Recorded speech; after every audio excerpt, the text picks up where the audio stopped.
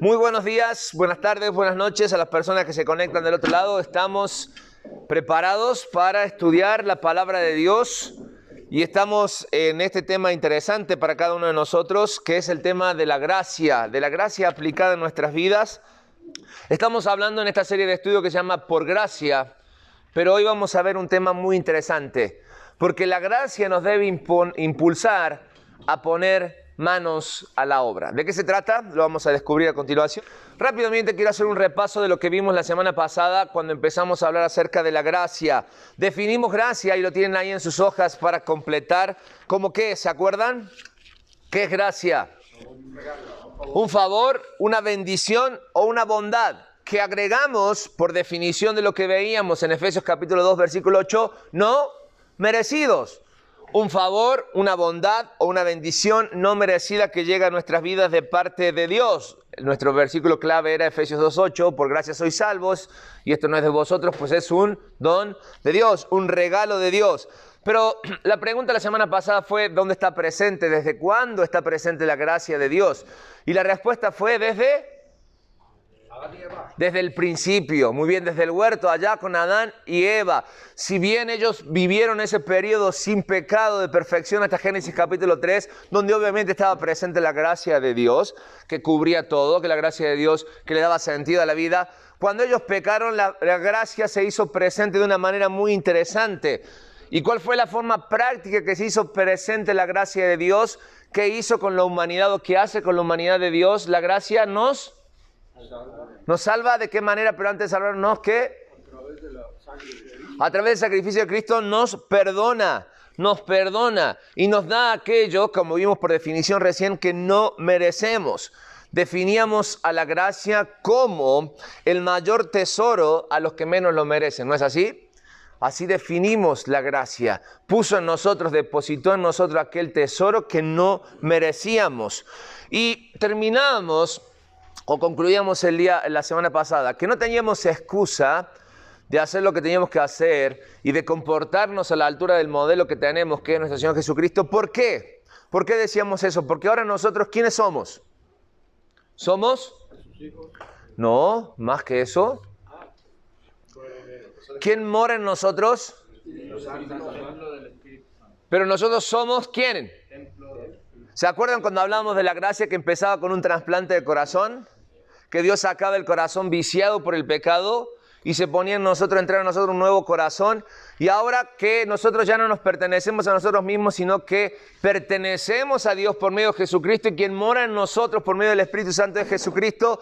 Y decíamos una expresión que a veces hasta suena incómoda, que nosotros ahora somos Jesucristo. Y por eso nosotros tenemos que comportarnos a la altura de tamaña gracia que opera en nuestras vidas. Porque al final es Él quien genera en nosotros el cambio. Y definíamos la gracia como el más grande, o decíamos que la gracia es más grande de lo que imaginamos y más de lo que merecemos. Y así concluíamos, sabiendo de que somos de Jesucristo y sin embargo la gracia en nosotros somos Jesucristo. Y concluíamos que la gracia es más grande de lo que imaginamos y más de lo que merecemos. Hay una historia muy interesante que por amor al tiempo voy a simplemente parafrasear en esta mañana para que podamos luego tener nuestras actividades, porque quiero que al final nos respondamos unas preguntas que tengo aquí para ustedes. Y está en Juan capítulo 8, versículo 1 al 11. Vamos a abrir nuestras Biblias, Juan capítulo 8, versículos 1 al 11. Y es la historia de Jesús. Después de Jesús en Juan va a sufrir la persecución de los escribas y los fariseos buscando acusarle. Jesús en Juan va a demostrar su amor en forma práctica a través de los milagros, pero continuamente Él va a ser asediado por los fariseos, por los escribas, aquellas personas que tenían a cargo el cuidado y el velar espiritual del pueblo. Lo van a empezar a acosar porque Jesús era incómodo para ellos, porque no encontraban en qué poder tomarlo, en qué poder agarrarlo, porque Jesús no fallaba en cuanto a la ley, no rompía la ley, sino que se habían dado cuenta de que Jesús era incómodo porque los acusaba indirecta y directamente con las cosas que él hacía. Y hay un relato muy interesante en Juan capítulo 8, versículo 1 a 11, después se los dejo para que lo lean en su casa, sin embargo yo se los voy a contar. Y es el relato de Jesús con aquella mujer que es encontrada en el acto de adulterio, ¿se acuerdan? Vienen los escribas y fariseos, la traen delante de Jesús para acusarla, para señalarla de que esta mujer había cometido adulterio. Y en el versículo 5 le piden a Jesús, el cual ellos en forma irónica llaman maestro, que cumpla o que aplique la ley en esta mujer. ¿Cuál era la ley? Que la mujer debía ser apedreada cuando era encontrada en el acto de adulterio. Pero lo curioso es que la ley decía que tanto el hombre como la mujer debían ser apedreados. Pero ¿acaso lo habían traído a la mujer para que fuera apedreado?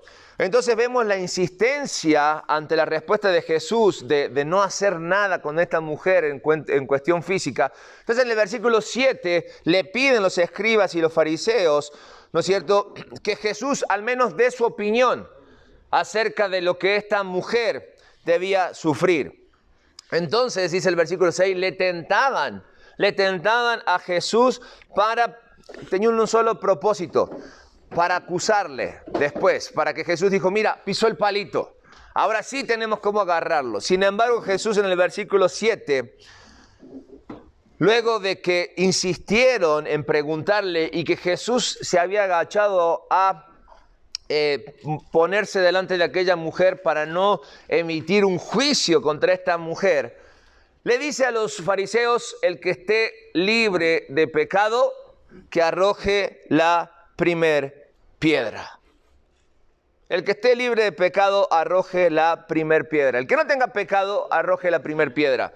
Y sucede algo maravilloso, no revelado, que Jesús hace, que nosotros no sabemos. ¿Qué es lo que Jesús escribió en el piso? Porque la historia dice que Jesús se agacha delante de aquella mujer y de la multitud, escribe algo en el piso y después dice, ahora sí, el que esté libre de pecado, que arroje la primer piedra. Y fue interesante. ¿Por qué? Porque cuando Jesús se levantó y miró a aquella mujer que era acusada, le preguntó, ok, ¿y quién te acusó? Y la mujer dijo, nadie. Y lo que llamaba la atención es que el relato dice, del mayor al menor, se empezaron a ir todos. Se empezaron a ir todos. Entonces la historia termina en el versículo 11, ¿no es cierto? Y dice, ella le respondió, Señor, no me acusó nadie. Entonces Jesús le dijo, ni yo te condeno. Vete y no peques más. Y me encanta cómo termina esta historia, porque yo te hago una pregunta, ¿quién era el único que podía tirarle una piedra a esta mujer? El único sin pecado, Jesús. ¿Y cuál fue la actitud de Jesús? Un acto de misericordia hacia esta mujer. Yo creo que cuando esta mujer se topó con el sin pecado, porque ese era Jesús, el hombre sin pecado, ella estaba esperando que fuera el primero, porque si era como los demás, como los otros que estaban a su alrededor, iba a ser el primero que tirara la piedra. Ahora, yo pregunto, ¿Jesús qué hizo? ¿Rompió la ley? ¿Jesús se creyó por encima de la ley? ¿Jesús marcó una nueva tendencia? ¿Jesús mostró que Él estaba a favor de los pecadores? ¿Jesús no tenía moral, no tenía escrúpulos? No, lo que Él está mostrando es el límite que tiene la misericordia. ¿Cuál es? No hay límites en la misericordia. No importa cuánto pecado haya en nuestras vidas. No vemos, al menos el relato no habla de que la mujer estuviese arrepentida. Podemos entender que la mujer estaba sorprendida. Lo habían agarrado en un acto. Aparte estaba cometiendo una injusticia. Porque si nomás la van a lapidar a ella, ¿qué del hombre, no? Porque la ley decía que ambos tenían que apedrear. Pero vemos que claramente que lo que está puesto en prueba en este lugar, ¿qué es? El corazón de Jesús. Y eso es lo que nosotros queremos conocer en esta mañana, cómo se aplica la gracia en nuestras vidas y por qué la gracia en nuestra vida nos va a llevar a poner manos a la obra. Decíamos, la pecadora, que podía ser en este caso el pecador también, porque podemos tomar el lugar de esta mujer, porque así como Jesús tuvo misericordia con esta mujer que había pecado, que había sido encontrado en pecado, y estuvo dispuesto incluso a arriesgar su vida por ella, pero algo escribió, y la verdad no sé lo que escribió, y me encantaría, y yo le decía a los hombres anoche, que una de las cosas que yo quiero hacer cuando llegue al cielo, dentro de tantas listas que tengo para pedirle a Jesús es, me muestras qué escribiste, y espero estar preparado para leer lo que escribió. Pero seguramente puedo imaginar que hablando un poco de la gracia, él volvió a escribir algo que ya habíamos dicho, ¿no? Que la gracia es más grande de lo que merecemos, o más grande de lo que imaginamos y mucho más de lo que merecemos. Y puede haber escrito tantas cosas, pero aquello que escribió realmente impactó en el corazón de las personas y desnudó la intención del corazón de estos hombres que traían a esta mujer para ser juzgada. Porque el pecado obra de esa manera, porque cuando nosotros nos confrontamos con nuestro pecado siempre buscamos un responsable, pero el efecto directo del pecado es en nuestras vidas, y cuando nuestro pecado es desnudado nos sentimos acusados y nos vamos. ¿Recuerdas cuando Adán y Eva pecaron y sus ojos fueron abiertos? ¿Qué hicieron? Se escondieron. Y cuando fueron confrontados, acusaron. Estos hombres lo único que estaban haciendo era, en esa mujer, querer lapidar sus pecados, querer excusarse y acusar a esa mujer por lo que estaba haciendo. Pero lo único que ellos estaban viendo era la realidad de sus vidas pecaminosas. Y lo único que Dios está mostrando en aquel relato es su misericordia, aplicada no solamente en esa mujer, porque tiempo después Jesús está dispuesto a hacer lo mismo por todo aquel que en Él crea. Y Él no solamente se arrodilló delante del pecador, sino que dice que Él se subió a la cruz, entregó su vida e hizo lo máximo por cada uno de nosotros. Pagó el precio que reclama la ira de Dios cuando pecamos. Te puedo asegurar que aún en estas pocas horas que tenemos desde despierto en esta mañana de miércoles, ya tenemos pecado que contar, ¿sí o no? Algo pasó en nuestra mente, algo se nos cruzó, algo nos olvidamos de hacer, por lo cual hemos pecado. Y ¿sabes una cosa? Jesucristo, vamos a ver más adelante, está ahí obrando por nosotros. ¿De qué manera? Y es lo que vamos a descubrir. ¿Por qué decimos manos a la obra?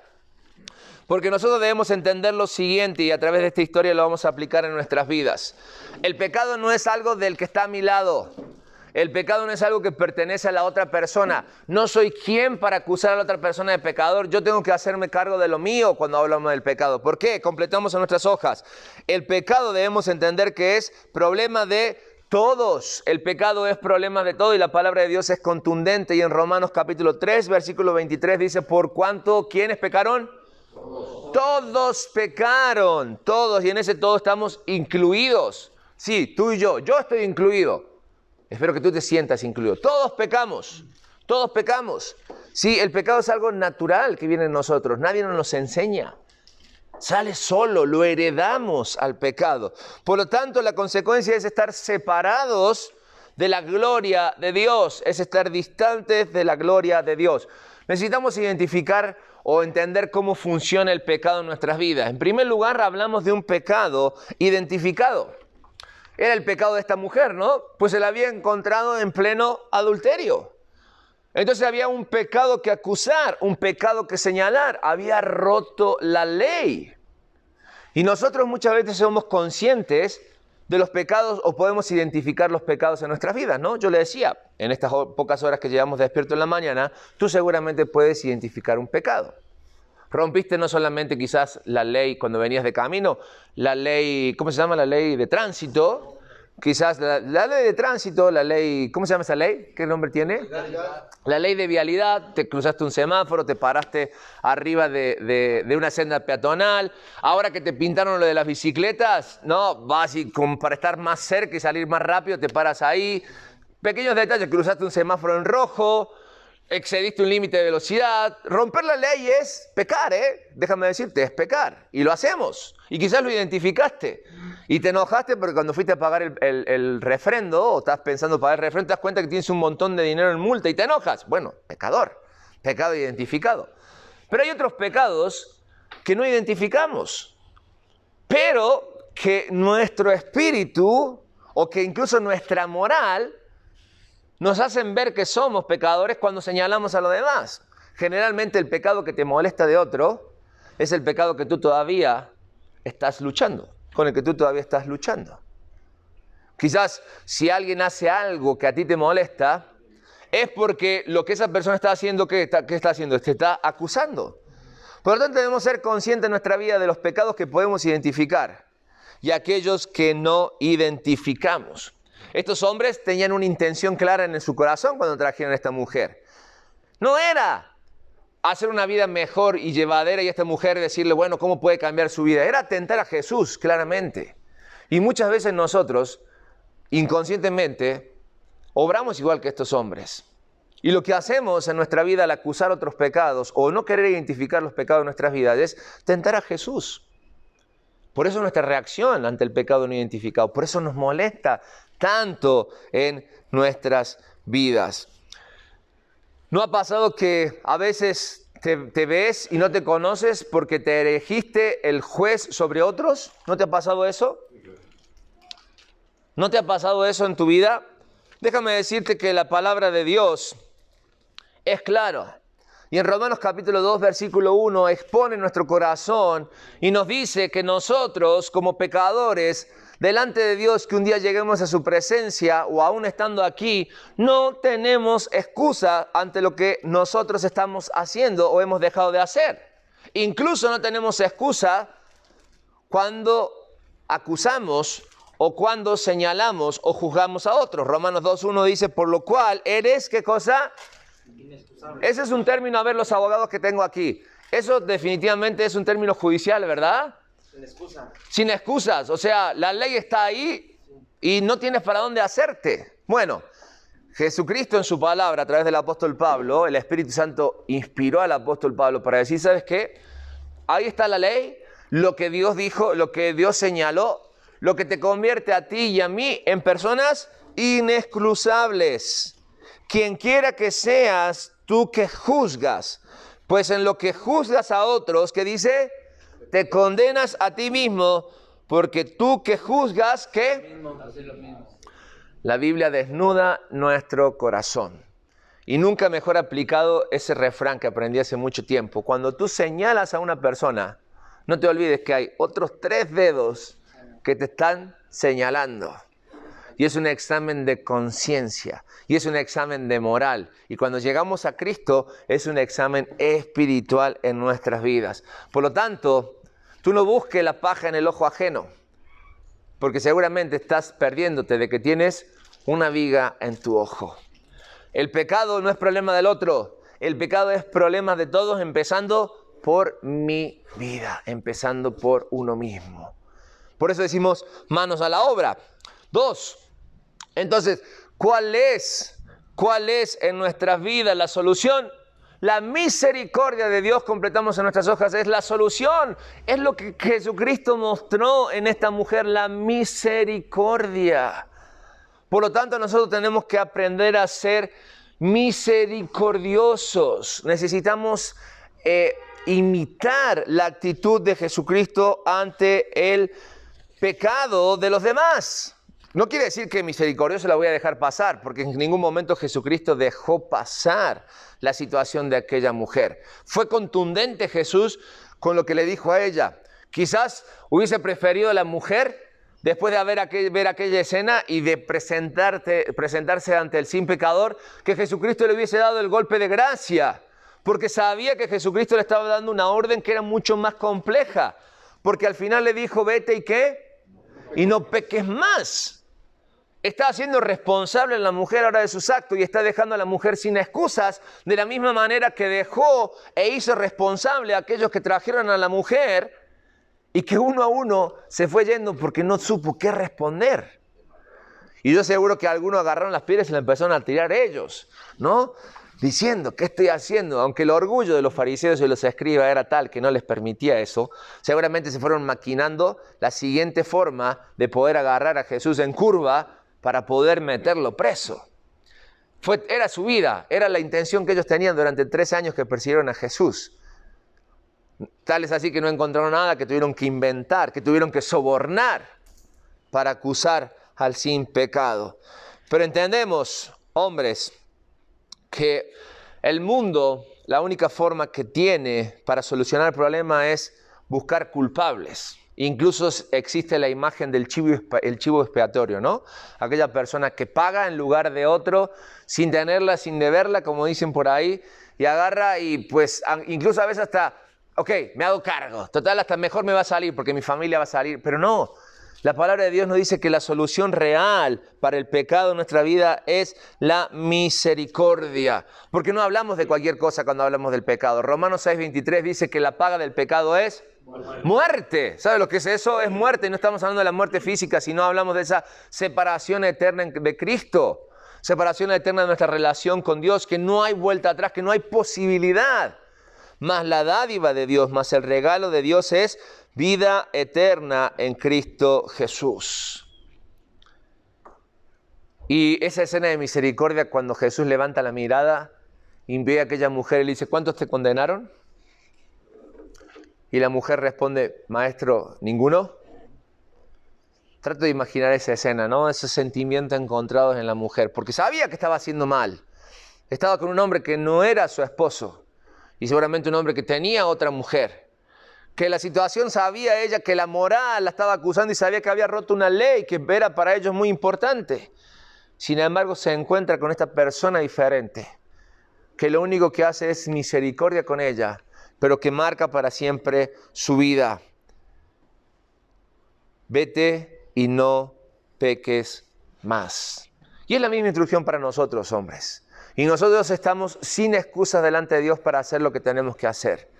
Y Juan, que fue el discípulo amado o aquel discípulo que estuvo cerca de Jesús o al menos más cerca del corazón de Jesús, que pudo entender cómo latía y pudo sentir cómo latía el corazón de Jesús, escribió en la primera carta, capítulo 2, versículo 1, hijitos míos, estas cosas os escribo ¿para qué? Marquen eso. Las instrucciones están puestas en la Biblia para que nosotros a la hora del pecado seamos contundentes y no hay otra opción. Cuando se trata de Dios, Jesús quiere y Dios quiere y el Espíritu Santo, un Dios trino, quiere que nosotros no pequemos. No pequemos. Se los digo otra vez para que no pequemos. Las instrucciones están dadas. Y si alguno hubiere pecado, abogado tenemos para con el Padre a Cristo Jesús. Si hay algo que no ha cambiado en Dios, ha sido su carácter y su reacción para con el pecado. El Dios que dictó esta ley, porque esta ley la dictó Dios, de que si alguien era encontrado en adulterio fuera apedreado. Es el mismo Dios que hoy, o es el mismo corazón que hoy sigue pensando y sintiendo lo mismo ante ese pecado. Pero Jesucristo es el mismo que se paró entre aquella mujer y aquellos hombres, escribió en el piso y cuando se levantó no quedó nadie y le dijo a aquella mujer, vete y no peques más. Y hoy dice la palabra de Dios que está abogando por nosotros. Hebreos dice, abogado tenemos en Jesucristo para con nosotros. Él está sentado a la diestra del Padre. Y cada vez que la ira de Dios se enciende ante un pecado que tú y yo cometemos, porque encendemos la ira de Dios ante el primer pecado que cometemos en la mañana, ya Dios encendiste su ira con el pecado que cometiste. Y la solución para Él de un Dios santo, santo, santo, es aplicar su justicia en nuestra vida, la cual es muerte, separación, porque la paga del pecado es muerte. Pero Jesucristo sigue obrando misericordia y está ahí intercediendo por nosotros. Y ante la ira de Dios, Él se pone de pie y dice, Padre, yo pagué. Yo pagué y muestra sus manos traspasadas. Y dice, Padre, yo pagué y muestra su costado traspasado. Padre, yo pagué por el pecado. Y muestra su sien lacerada y sus pies traspasados. No para mostrarse como el superhéroe que todos anhelamos, sino para mostrar y hacer nueva cada mañana su misericordia para cada uno de nosotros. Por eso el Salmo dice, nuevas son cada mañana tus misericordias, porque de la mañana merecemos la santa ira de Dios en nuestras vidas. Sin embargo, debemos entender que no hay nada tan severo, y completamos en nuestras hojas, no hay nada tan severo contra el pecado como Dios.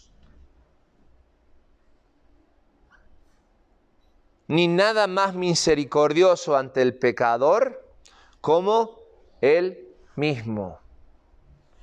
El mismo Dios que es severo, a través de Jesucristo, mostró su misericordia para con el pecador. Esto no quiere decir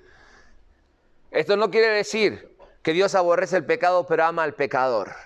No, no quiere decir eso. No confundamos, porque la palabra de Dios es clara y habla de que quien contiene el pecado, que somos nosotros, somos condenados y por tanto el amor de Dios no habita en nosotros. Pero cuando Cristo pasa por nuestras vidas y nuestras vidas son regeneradas, son transformadas y somos perdonados, la misericordia de Dios se aplica en nosotros. Aún pecadores imperfectos, pues lo vemos cada día. Y la misericordia de Dios se aplica en nuestras vidas de esa manera. Porque a veces confundimos, ¿no? Pues Dios odia el pecado pero ama al pecador. ¿Cristo murió por todos? ¿Cristo murió por todos? Sí. Todo aquel que en Él cree, dice la palabra de Dios. ¿Su amor alcanza para toda la humanidad? Sí, claro que sí. Pero no todos van a creer. Juan 3, 17 y 18 lo leíamos la semana pasada. Dios vino a salvar al mundo, ¿no es cierto?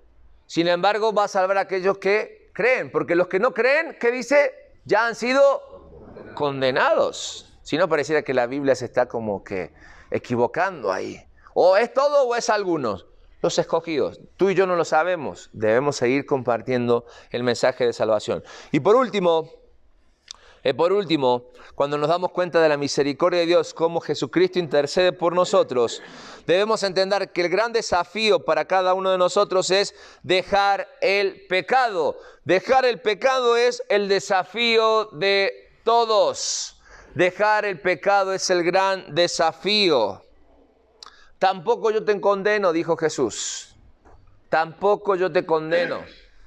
Lo que seguramente aquellos escribas y fariseos se llevaban en la mente más allá del enojo era la sorpresa de ver cómo un hombre que ellos venían a buscar les había dado la mejor lección de su vida. De que para arrojar la piedra primero había que estar limpios de pecado. Y el pecado estaba acusando a aquellos hombres.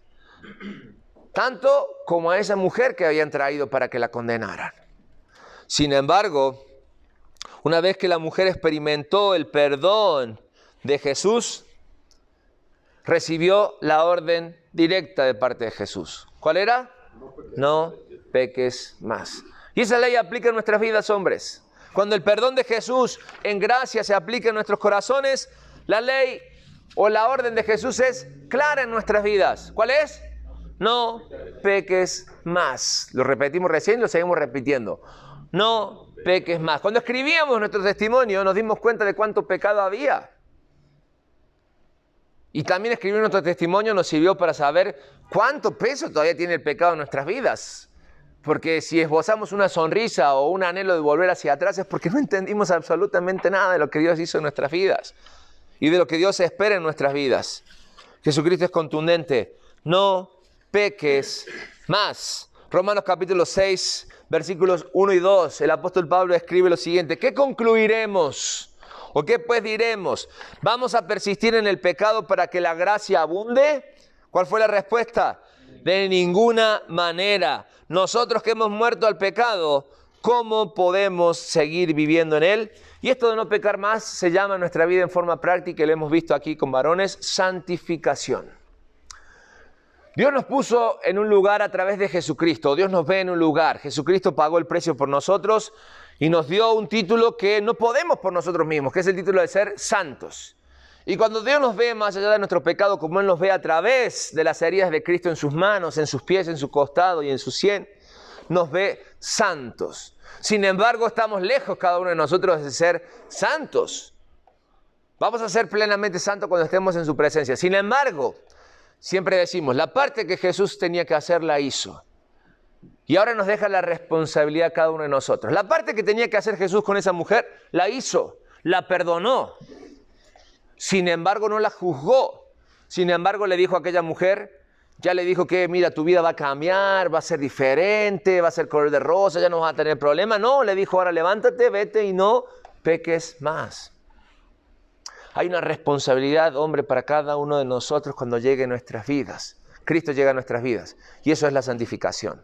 Y es un proceso que nos corresponde a cada uno de nosotros. Y es una responsabilidad delante de Dios. Gracia es un favor, dijimos, es una bendición, es una bondad no recibida, recibida no merecida.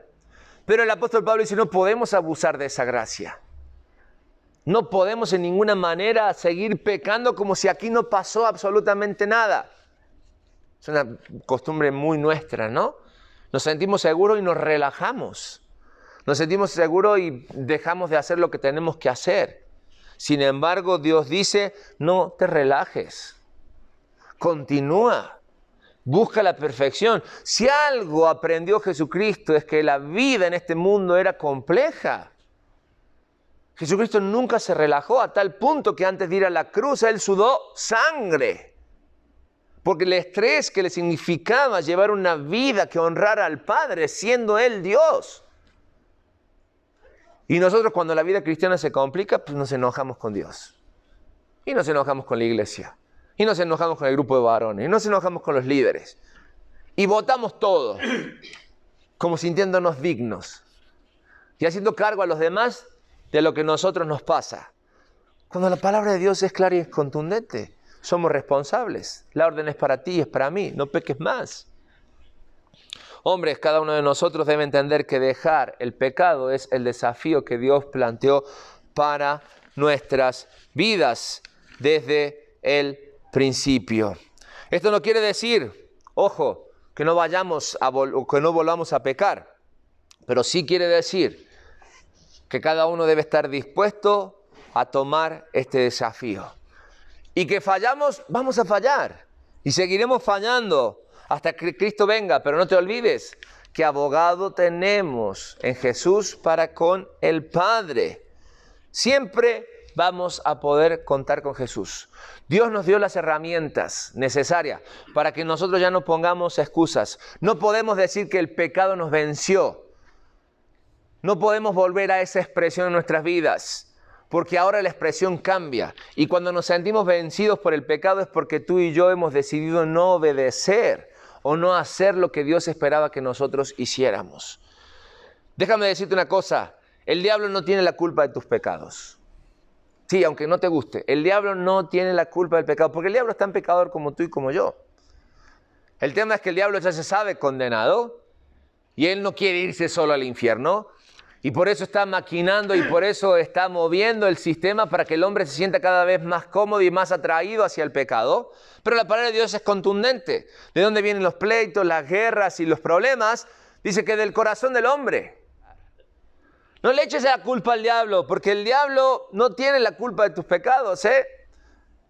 La realidad es que cada uno de nosotros tiene que hacerse cargo de su pecado, de la consecuencia de su pecado. Por más que querramos buscar al culpable en otro, nos damos cuenta que el pecado es responsabilidad de todos. Y que en la misericordia de Dios está la solución. Y que el desafío es no pecar más. Menuda tarea, ¿verdad? Menuda tarea. Si tú pensabas que ser cristiano era de miércoles y domingo, déjame decirte que eso es apenas parte de. Es más, esto es como el refresco, como el remanso que tenemos en la semana para decir, bueno, por lo menos estoy donde no se dicen groserías, donde no se piensa mal. Bueno, al menos eso creo, ¿verdad? Donde no se tienen malas actitudes unos con otros. Pero cuando volvemos a la selva, allá afuera, ahí es el desafío del verdadero Hijo de Dios. Oramos, hombres. Señor, te damos muchas gracias porque tu palabra es desafiante en nuestras vidas siempre. Y en esta hora, Señor, queremos pedirte que tu gracia aplicada en nuestras vidas, Señor, sea la que nos impulse a buscar marcar la diferencia y poner manos a la obra. Necesitamos definitivamente, Señor, entender que el pecado es un problema que nos afecta y que tenemos que hacernos cargo de nuestras vidas. Y no abusar de tu gracia significa, Señor, entender que tu misericordia aplicada en nosotros es nueva cada mañana, pero también nos desafía, Señor, a vivir una vida que te agrade en todo lo que hacemos, pensamos y decimos. Y que el gran desafío para nosotros como hombres es no pecar más. Que tu bendición sea con cada uno de nosotros y que tu gracia aplicada en nosotros sea la que nos impulse cada día a ir mejor en nuestro diario andar. En el nombre de Cristo Jesús oramos. Amén y amén.